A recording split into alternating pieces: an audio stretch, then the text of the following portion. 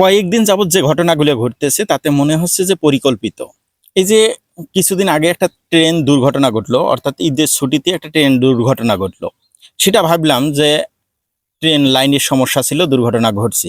তো পরবর্তীতে দেখলাম যে ট্রেন একটার মধ্যে কিছু বগিতে আগুন জ্বললো। তো এর কয়েকদিন যাইতে না যাইতে আজকে আবার দেখতেছি ঢাকা থেকে সিলেটগামী একটা ট্রেন, সেটার মধ্যে আগুন।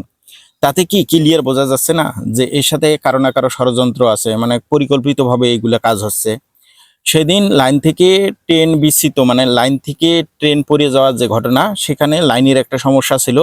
সেটা মাস্টারের ত্রুটি হোক বা যার কারণে হোক, সেটা একটা দুর্ঘটনা বলেই চালাই দেওয়া হয়েছে বা দুর্ঘটনাকে মেনে নিছে মানুষ। তার পরবর্তীতে দেখা গেছে যে কয়েকটা বগির মধ্যে আগুন দেওয়া হয়েছে। এর 3 থেকে 4 দিন পরে আজকে আবার সেম একটা ট্রেনের মধ্যে, মানে ঢাকা থেকে সিলেটগামী যে ট্রেনটা, সেটার মধ্যে 2-3টা বগিতে আগুন। তো এই ঘটনাগুলোতে ক্লিয়ার বোঝা যাচ্ছে না যে কেউ ষড়যন্ত্র করতেছে, কোনো একটা মহল, কোনো একটা চক্র ষড়যন্ত্র করতেছে।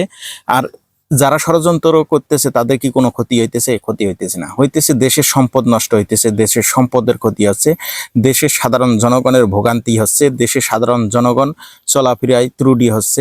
এই যে দেখেন, বর্তমান যে সিলেটের যে ঘটনাটা, এতে কি হয়েছে, সারা বাংলাদেশে যোগাযোগ, মানে ট্রেন যোগাযোগ বিচ্ছিন্ন হয়ে গেছে। এতে ক্ষতিগ্রস্ত কারা হবে? সাধারণ জনগণ হবে। সাধারণ জনগণ যারা টিকিট করছে, সেই টিকিট বাতিল হবে, সেই টিকিটে তারা যাইতে পারবে না। তারপরে তাদের একটা সময়ের ব্যাপার স্যাপার আছে, যারা টিকিট করছে যে যাতায়াতের জন্য, আবার যারা হচ্ছে টিকিট করে অর্ধেক রাস্তা পর্যন্ত আইছে, তারা কিছু মানুষ দেখা গেছে যে ওই ট্রেনে যেতে পারবে না, তারা গাড়ির জন্য অপেক্ষা করবে, রাস্তার মধ্যে ঘন্টার পর ঘন্টা দাঁড়িয়ে থাকবে। এইগুলা যে ভোগান্তির মধ্যে পড়বে, এই ভোগান্তির দায়ভার কে নেবে? কেউ নেবে না। কিন্তু মূলত কথা হচ্ছে কি জানেন, যে এই দেশটার মধ্যে ষড়যন্ত্র চক্রান্ত সবকিছুই চলে।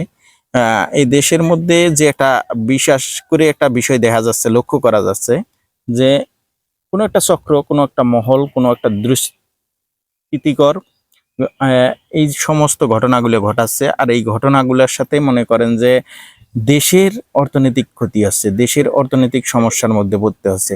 আর এতে সাধারণ জনগণ সবসময় ভোগান্তির মধ্যে পড়ে, সবসময় ভোগান্তি। আমার মনে হয় কি, সরকারের এখানে একটা নজর দেওয়া দরকার, এবং সরকার খুব গুরুত্বর সাথে এগুলো তদন্ত করা দরকার। এখানে একটা তদন্ত কমিটি গঠন করে দেখা উচিত যে আসলে এগুলো কি ট্রেনের যান্ত্রিক ত্রুটির কারণে হচ্ছে, নাকি এই ঘটনাগুলা কোনো একটা চক্র ঘটাচ্ছে।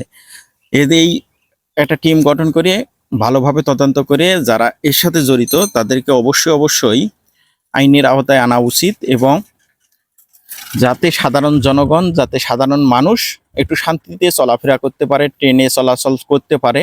এই পরিপ্রেক্ষিতে অবশ্যই এই ট্রেন সেক্টরটায় সরকারের একটু গুরুত্ব দেওয়া উচিত অবশ্যই।